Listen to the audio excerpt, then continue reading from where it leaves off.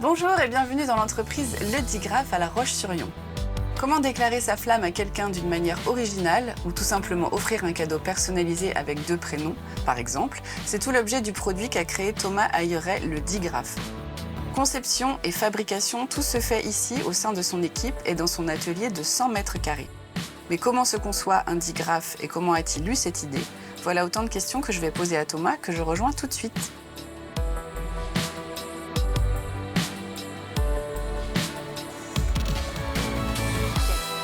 Bonjour Thomas. Bonjour Catel. Eh ben écoute, je suis ravie de faire ta connaissance. Eh ben moi aussi. Merci beaucoup, on est à La Roche-sur-Yon. Oui, on est tout à à la fait. pépinière d'entreprise où tu as installé ton entreprise, Le Digraphe, que Voilà. tu portes fièrement sur ton t-shirt, dont tu vas Exactement. nous parler. Voilà, bienvenue. Ben, merci beaucoup. Donc explique-nous peut-être juste Le Digraphe, qu'est-ce que ça veut dire et qu'est-ce que c'est, et après on parlera de ton parcours. Oui, digraphe, c'est un mot qui vient de di et graphe, donc 2 écritures.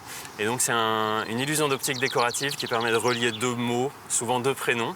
On a une espèce d'effet waouh assez original. Ok, parfait. Alors justement, raconte-nous. Donc toi, à la base, tu es ingénieur, c'est ça? Moi je suis ingénieur, effectivement. D'accord. J'ai commencé ma carrière dans la fonction publique. D'accord. Donc, j'ai fait d'abord du contrôle des industries polluantes, explosives, etc. Tout ce qu'on appelle les Ah oui. installations classées. Ok, Ensuite, donc j'ai fait rien à voir. Rien à voir. Ensuite, j'ai fait du financement de l'innovation dans l'industrie. Et puis ensuite, je suis parti dans le privé, dans le groupe Atlantique, Ouais. où Donc j'ai fait ici, quelques années. en Vendée. Alors d'abord en Égypte, et puis ensuite pendant Égypte. 3 ans, Wow. et puis ensuite ici en Vendée. D'accord. Et puis pendant tout ce temps-là, je me disais, un jour, j'aimerais bien créer ma boîte. Ah, quand même. Donc ça fait depuis très longtemps. Et, Sans savoir sur quoi? sans savoir exactement Dans quel sur quoi. domaine Et puis à peu près chaque année, j'ai une idée nouvelle de boîte à créer. C'est et donc là, cette fois-ci, je me suis dit, j'y vais. Et alors, comment elle est née cette idée? Parce que tu avais vu ça Oui. déjà ailleurs, cet objet, cette Ah non, pas illusion du tout. d'optique? J'étais en voiture et puis d'un coup, je me suis dit, on pourrait faire un objet, on le regarde comme ça, c'est un T, puis on le tourne à 90 degrés, ça fait un S pour, donc mon initiale c'est T et Thomas, et ma femme s'appelle Sophie. D'accord. Et je me suis rendu compte que ça marchait avec la 2e lettre, la 3e lettre, la 4e lettre. Alors j'ai fait, le soir même, j'étais dans mon garage avec des fils de fer et puis le premier digraphe était né. D'accord. Et donc je l'ai montré à quelques personnes qui ont plutôt rigolé. Qui t'ont pas pris au sérieux? Et là, je me suis dit, il faut que je le fasse un peu mieux. Et donc, la bonne techno pour faire du très personnalisé, de l'ultra personnalisé, des pièces uniques, c'est l'impression 3D. Donc, je me suis mis à l'impression 3D. J'ai fait le premier digraphe, je l'ai mis dans notre salon. Et puis, là, il y a eu plein de gens qui m'ont posé des questions. Et je D'accord. me suis dit, bon, allez, c'est l'idée, je pars. Donc là, tu as quitté ton travail. Donc, j'ai quitté mon travail. J'ai Ok. monté la société, c'était en 2022. Bon, Voilà. bah super. Écoute, on va voir comment ça se passe. Comment Oui, se tout à fabrique fait. un digraphe? Voilà, Je bienvenue. suis. Oui.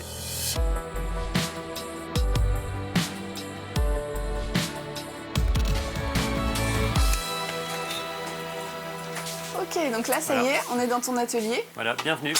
Donc on précise qu'on est à la pépinière d'entreprise, donc c'est là Oui. que tu t'es installé dès le début. Oui, tout à fait. Voilà, c'est finalement une pépinière où on peut rester pendant à peu près 4 ans.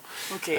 Pour démarrer, ça permet d'avoir d'abord des locaux et Mhm. puis un petit peu de chef d'entreprise à côté qui Qui te démarre en même conseille. temps et c'est plutôt pas mal. Et puis une directrice de la pépinière qui aussi donne un petit peu de conseils et d'appui. Voilà. Ok, super. Alors du coup, explique-nous comment on fabrique un digraphe et avec quoi? Alors les composants de base, ça va être des socles en bois. Donc ça c'est du frêne français, voilà, qui est travaillé par un artisan breton. D'accord. Avec différentes couleurs, différents coloris. Oui, exactement. Voilà. Alors on a un autre bois qui est le padouk, qui Ah est oui, ici, plus qui est exotique. un bois un peu plus exotique, Un peu rouge. un peu plus rouge. Oui, donc Et ça, tu redécoupes ici selon la taille donc de là, ce voilà, dont tu as celui-là, on besoin. redécoupe ici. Et dessus, on va Et venir... dessus, on va venir déposer des lettres plastiques qui sont fabriquées en impression 3D. Donc là, on a un O qui va se transformer en L De l'autre quand côté. on le regarde de l'autre côté. Ouais. Oui, Là, vous alors, devez voir qu'on Clotilde prenne. et puis Vladimir. Et donc, voilà, toujours cet ensemble avec le bois et puis dessus des petites lettres en PLA. Et puis, on peut rajouter un petit pic pour mettre une photo. Accrocher une photo. Voilà. Et puis là, Et c'est quoi? puis, C'est de l'impression aussi. Ça, c'est du laser. du laser, Donc, on peut rajouter, souvent, les gens nous mettent une date de mariage, les noms des enfants ou bien, effectivement, un petit souvenir perso. Voilà. Et alors du coup, comment se fait le calcul pour le placement des lettres? Qu'est-ce qui est possible, qu'est-ce qui n'est pas possible? Ouais. Comment ça se fait? Ça, c'est un logiciel logiciel, j'imagine? Ouais, alors effectivement, on fait ça sur un logiciel de conception 3D. D'accord. On peut tout faire. Ah bon?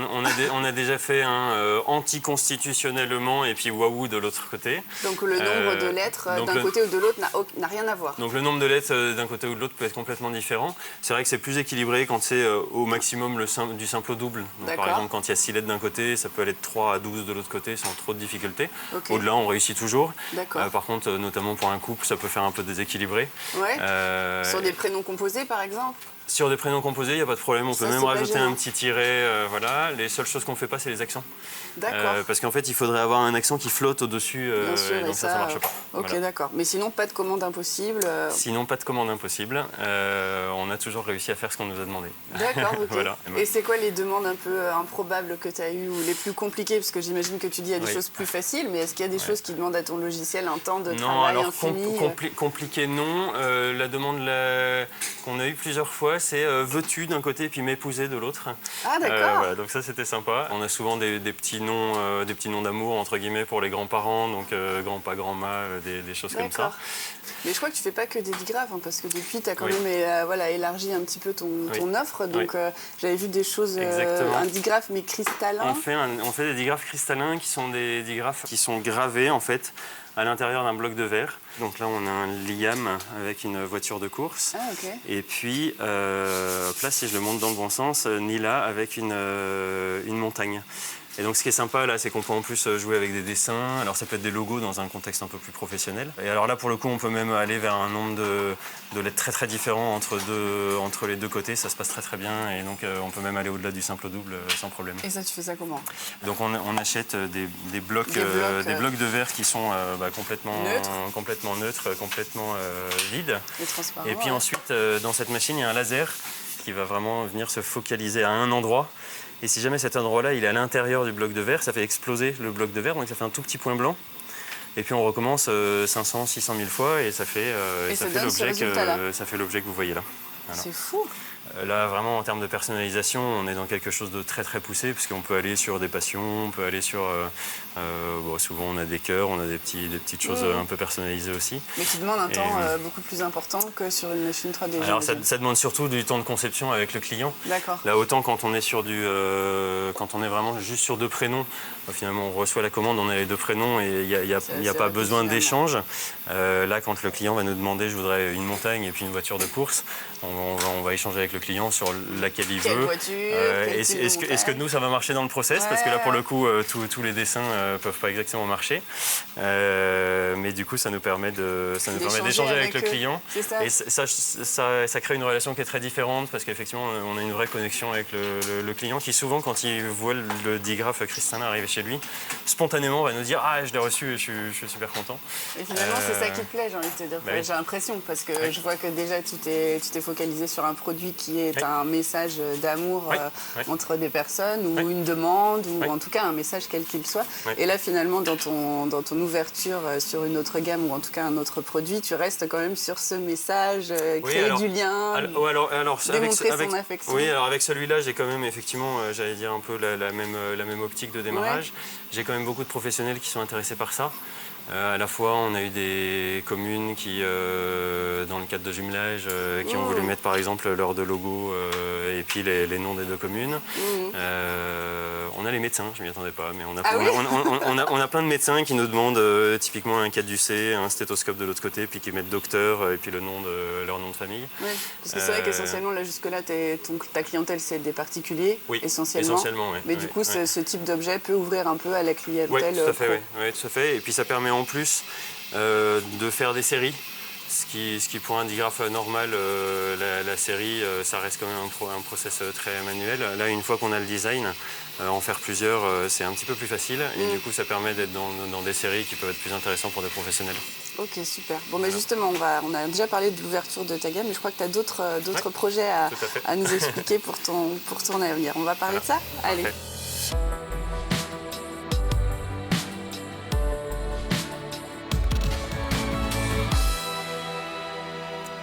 donc là, on est dans les couloirs de la pépinière, Oui. au milieu des startups.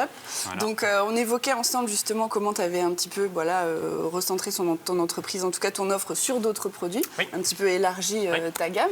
Donc là, c'est quoi les projets pour la suite là? Est-ce que du coup, tu as encore d'autres idées en tête dont tu peux nous parler ou pas? Oui, oui. Qu'est-ce que tu envisages pour ton entreprise dans les années à venir? Oui, tout à fait. La première chose, c'est qu'il va falloir sortir de la pépinière. La pépinière, c'est un endroit oui. où on démarre son mais toi, ça y est, activité. t'as Et il y a un déjà moment, bien démarré. il y a un moment, faut passer à la suite. Donc là, c'est pour quand? Et, C'est l'année prochaine? C'est à Et quel donc là, horizon? ce serait pour, en gros, soit juste avant la période de Noël, soit juste après. Ouais, Et donc, j'aimerais effectivement trouver un bâtiment peut-être un petit peu plus gros, d'accord. sur lequel je puisse développer un petit peu l'offre. Alors, on a déjà d'autres produits. On a des ardoises chantournées qu'on fait avec un partenaire. On a aussi un artiste avec qui on travaille, Morpho, avec qui on fait des bustes de mariage un peu sur cette même logique. Ça veut dire que là, vous allez voir le buste de monsieur et puis en tournant, c'est vraiment une œuvre d'art. Là. D'accord. On voit le buste de madame en tournant à 90.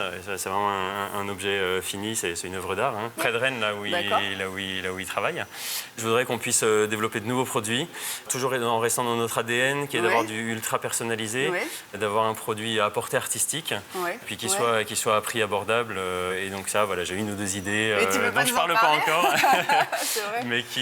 Mais que j'aimerais pouvoir mettre en place dans ce nouveau bâtiment. Et puis du coup avec aussi l'équipe qui ira bien en face de ce projet. Ouais, donc voilà. tu projettes aussi d'agrandir aussi ton équipe. Oui. T'en as besoin là actuellement? Actuellement, vous êtes combien là? Là actuellement on est 5, Ouais, donc il y a 3 personnes suffisant. en production, on a un alternant marketing communication. Ouais. Là pour l'instant oui c'est suffisant, je vais sans doute un peu augmenter là dans les prochaines semaines.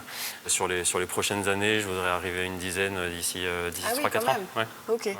Et alors ça c'est l'objectif, j'imagine, c'est aussi faire connaître davantage ton entreprise. Donc tu disais que les réseaux sociaux ça marche énormément. Oui, tout à Sur fait. la cible personnalisation, mariage, etc. C'est suffisant ou tu fais pas plus de com que ça? Tu fais pas les salons du mariage, tout ça pour Alors toi, j'en ai fait, ça marche quand même beaucoup moins que les réseaux les sociaux réseaux pour être tout à fonctionnent fait bien. honnête. Ouais. Là ce que je voudrais développer effectivement, notamment ce nouveau produit là en cristallin, c'est une clientèle plus pro. Ouais. Typiquement les mairies dont j'ai parlé, mais tout ce qui est un peu objet d'entreprise, donc des trophées, des cadeaux pour les collaborateurs, les fournisseurs, etc. Et puis on a même des magiciens qui nous ont contactés, on a des escape games qui jouent un peu pareil sur ce côté relation entre deux chiffres, deux images. Et donc voilà, je voudrais faire un petit peu plus appel à une clientèle pro, enfin aller toucher une clientèle pro, et donc c'est un peu l'enjeu des prochains mois. Bon, super. Écoute, bravo. Merci beaucoup de Voilà. nous avoir accueillis Ouais. dans ton entreprise. Et puis, on a hâte de voir ce que ça va devenir d'ici quelques années. Avec Quand plaisir. tu auras quitté la pépinière, Exactement. tu seras installé ailleurs. Toujours en Vendée? Toujours en Vendée. Toujours en Vendée. Très bien. Merci beaucoup, Thomas. Allez, à bientôt. au revoir.